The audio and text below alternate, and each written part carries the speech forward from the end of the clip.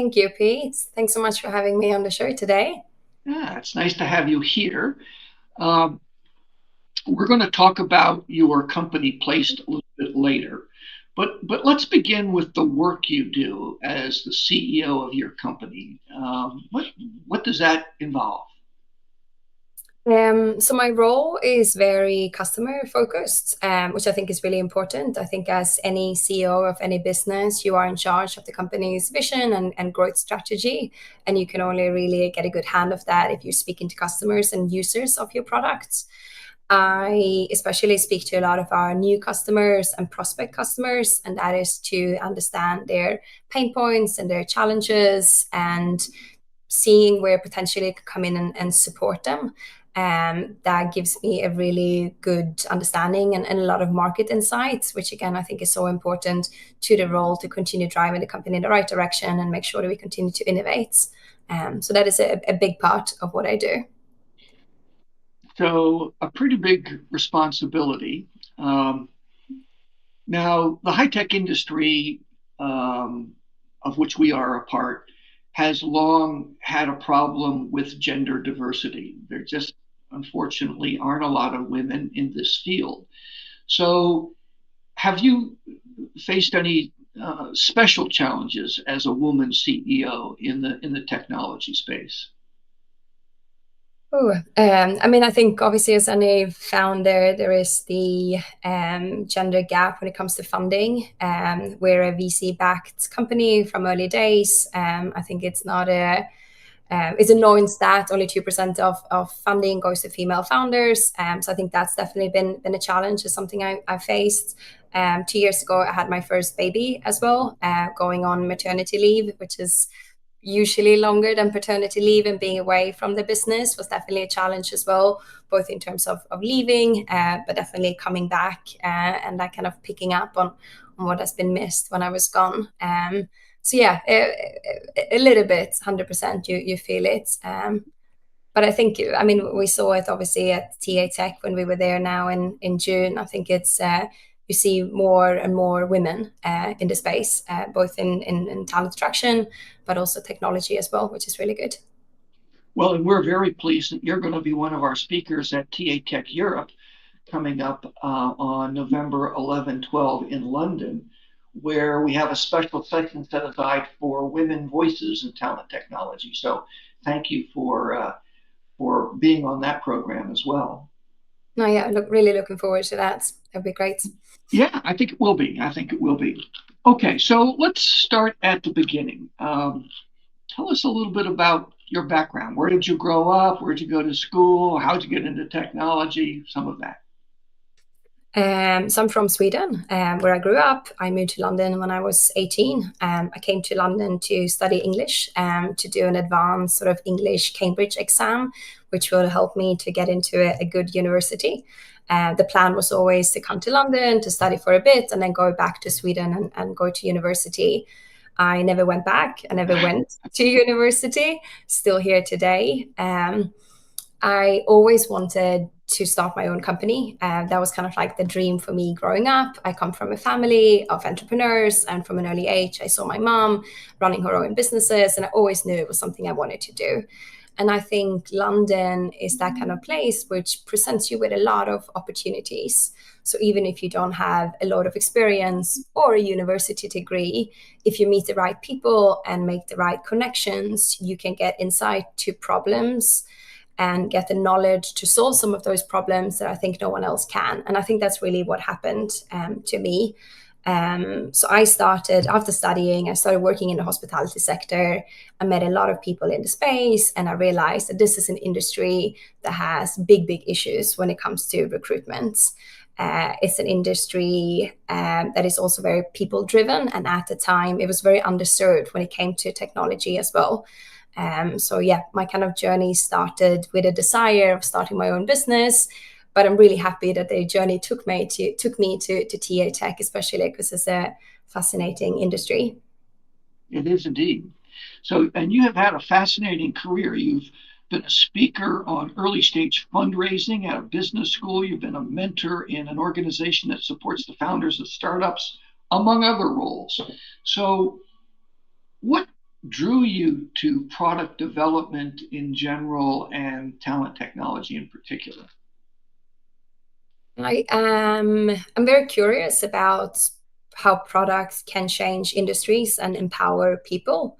I felt that the experience that I had given me this firsthand insights into the hiring challenges, particularly. So the complexity, the inefficiency, and the disconnect between candidates and employer needs. I think particularly I have a passion for opening up opportunities. And for me, and when I started Place, that was very much about leveling the playing fields for job seekers, especially in those sort of like hourly roles, and putting candidates in the driving seats. At the time, candidates were expected to print CVs and walk around restaurant to restaurant, door to door, and hand out their CVs. And what we built and launched with Place was a platform where you didn't even have to search for a job. Instead, you got matched to opportunities based on your likes and dislikes, skills, past experience. And then employers, on the other hand, they were given a tool that was easy to use on the fly. So when you're running your busy restaurant and being able to communicate with candidates in a more relaxed and approachable way, which is very much how it's done in hospitality.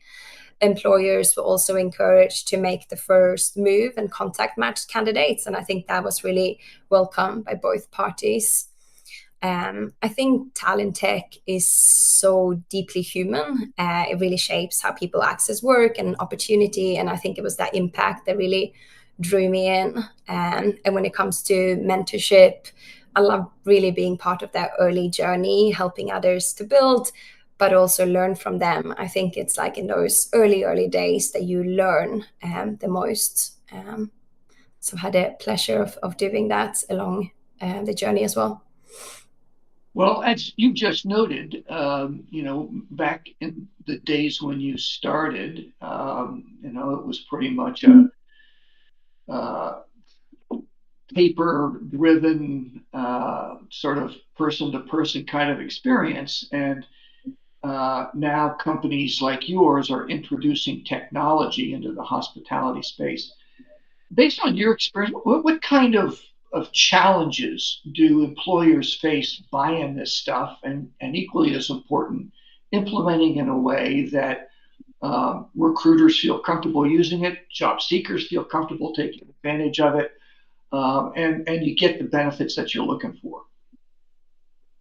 I think first of all, there's an overwhelming choice of technologies that's out there. And I think it's quite hard for both buyers or TA leaders, but also candidate to really differentiate what's hype and what actually works. I think adoption is a massive one, obviously on the candidate side, but also on the employer side. If your managers or your workforce is not using the technology that you bought, you're going to have an issue. And we learned that the hard way. We were selling into restaurants and retailers, but it was a TA team in head office that would buy the product, but then it would actually be the store manager, restaurant managers on site that would be using the product. So adoption is key.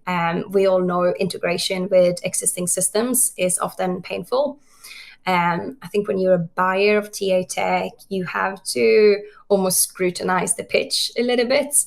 I think with AI these days, everyone can write a really good marketing deck or have a super flashy website and it's buzzwords and it's AI and they say to do all these sort of things.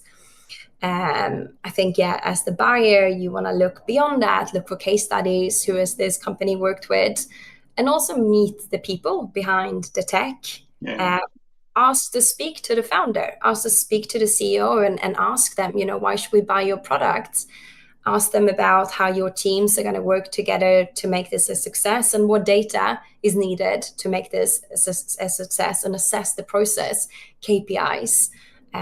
So I think those are really important questions. And like I said earlier, any potential customers for Place or even existing customers, that's the conversation I'm all for, and kind of like what I do daily as well. So I think it's really important.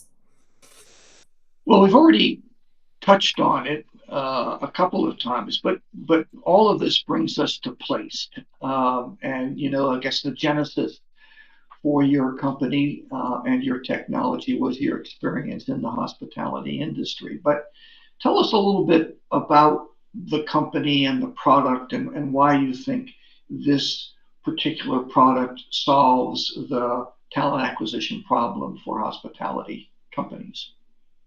Yeah, so like you said, mention a few snippets of kind of how we started, which was a job seeking app for hospitality. But today we do so much more. At the forefront, we are a job marketplace. We offer a place where candidates really want to come and look for work because they know it's different and they really trust us as a brand. That's something we've been really focused on over the 8, 9 years since we launched, building a brand a candidate can really, really trust.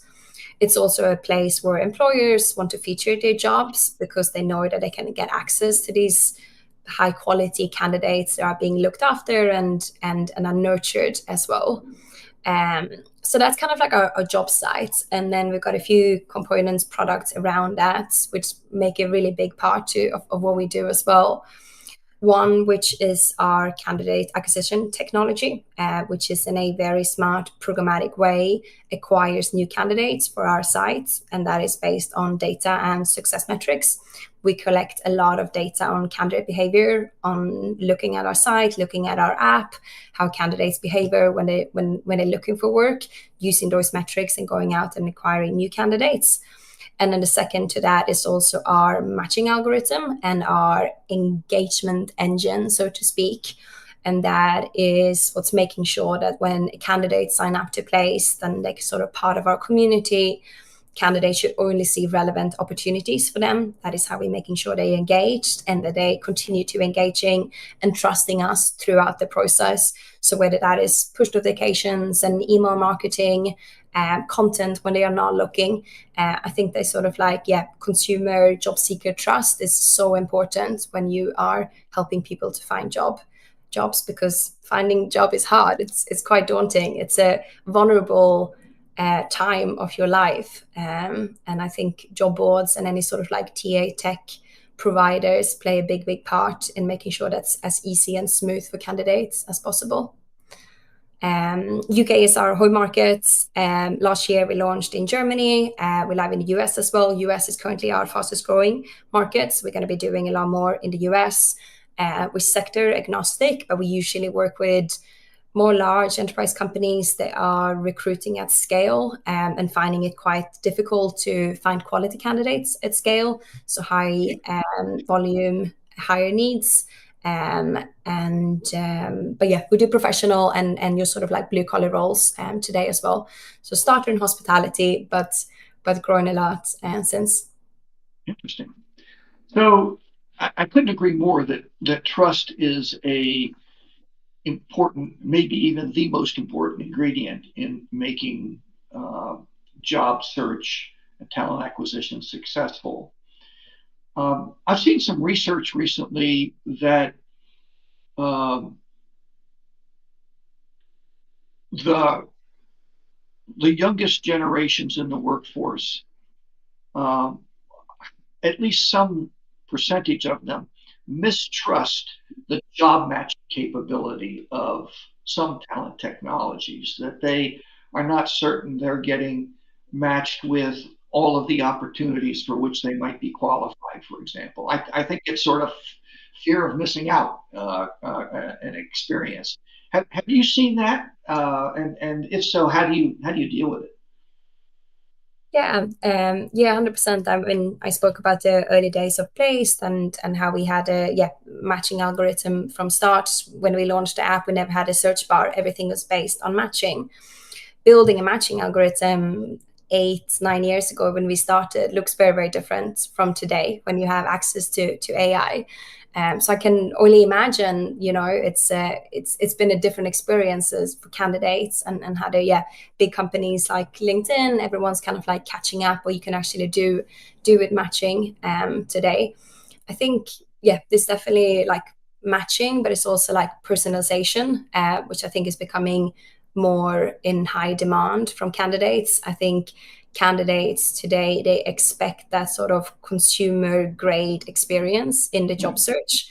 And that just isn't really there today at all. And that also kind of sits in the matching, and it sits in job display as well, how we're displaying jobs and how we're communicating specifically to their needs. And And I guess it all comes down really to data and how much we know about candidates, because without the data, we can't really match them to better opportunities or display things in a way that they like. Well, what about on the employer side? One of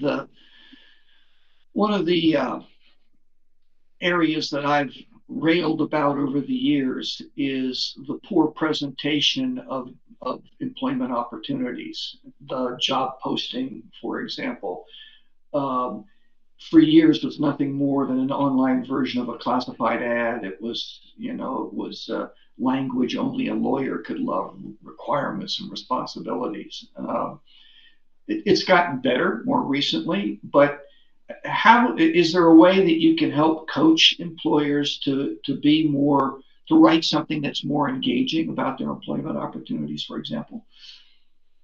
Yeah, absolutely. I think there's coaching and educational for the employers, and then I think it's just a standard as the talent attraction platform as well. For example, when we pull in all our jobs from employers, for sure we show the job description, but we also enhance the job description in no way not telling candidates about it, but making sure it's really structured, it's really easy for candidates to review and look. We do an AI summary as well, so it's kind of easier to skim through. So I think those are the things that is not just about educating the employer, because that takes time as well. You think, yeah, you go out to give them some tips and they'll do it. But especially if it's a large enterprise, it's going to get signed off and people are going to adopt to it. We just set that as a standard. This is how we feature our roles for our candidates. We know this is how candidates want to look for work on our platform. So this is how we would display the jobs and the information. I think that AI summary is critically important, just given the attention span of people these days. They are not going to read a job description if they aren't first pulled in. And that upfront summary, whether it's done by AI or not, is a way of engaging the reader, making them stop and pay attention to an ad. And now that it can be done with AI, it's just that much easier. Definitely. And same goes, obviously, salary and benefits and other sort of like important categories of the jobs as well, making sure those are easy to find. Well, all of this is going on in a time when there's a lot of disruption in the world of work. Obviously, AI and other technology are not only changing jobs, but they're changing the way people are hired, the way they are onboarded and brought into an organization. Look into your crystal ball. Where do you think we will be? What will talent acquisition look like in hospitality and generally, say, 5 years down the road? We touched on it already, but I think we're seeing it already as well. But I think we'll see a lot more of this demand for increased personalization. So I think that's definitely something that's coming. We'll definitely see more matching and automation, which will be done by AI, but we'll need to have some human touch because it is HR and it's TA. And I think that's across assessment and engaging candidates. I think the most important part, which I'm not just believe they will see, but we also have to see, is this access to better data and being able to use that data to predict hiring and help employers to reduce turnover. I think that's also not something that is happening today. Today we just lack too much data in order to actually do that. But I think it's the holy grail. If we can access that data and TA tech providers can not only help attract talents, but also help employers to reduce the need of actually do the hiring, I think that's just gold. And that's what I'm at least hoping we'll see in 5 years from now. Well, how does GDPR fit into the acquisition and use of that data? I mean, there are a lot of rules there about how you can do that and what you can do with it and so forth. Yes and no. If the candidate's already signed up to our platform, we've obviously got the candidate's details already, and they're giving the consent for us to use it. And if we can enforce some sort of understanding of, or not some sort of, but the understanding of who gets hired through our platform, and obviously there's a lot of conversation of access, like through ATSs, through integrations, etc. But being able to get hold of that, we obviously understand, okay, this candidate is this fit within this company, and this company has hired these kind of people around this kind of time, and start predicting hiring based on that. So I don't think GDPR is in the way. It's interesting actually when you talk about GDPR, and as I mentioned, we're UK born business and European, and then came into the US, which different regulations. We so used to the GDPR when it comes to how we communicate with candidates. So I think candidates in the US are now like, who are these guys? They're so careful, and they they don't like go after me in the same as everyone else, because it's obviously like part of our DNA now, which again come back to that trust piece. But yeah, I don't think GDPR stands in the way for predicting hiring needs, as long as the candidate sort of consent to it, which I think they'll do because it helps them as well. Yeah, yeah. So,